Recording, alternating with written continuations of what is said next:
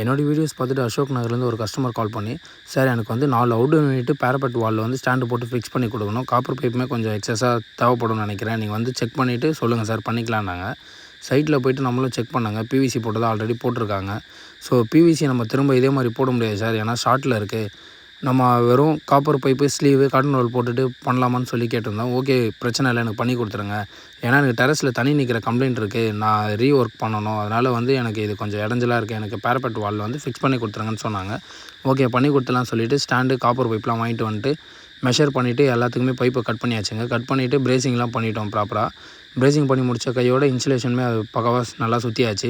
சுற்றி முடிச்சுட்டு மிஷின் எல்லாமே ஆன் பண்ணி செக் பண்ணோம். கூலிங் சூப்பராகவே இருந்ததுங்க. இந்த மாதிரி சர்வீஸ் எதாவது உங்களுக்கு வேணும்னா கீழே இருக்க நம்பருக்கு கால் பண்ணுங்கள். மறக்காமல் ஃபாலோ பண்ணிக்கோங்க. சேம் ஐடி சப்ஸ்கிரைபும் பண்ணிக்கோங்க யூடியூப்பில்.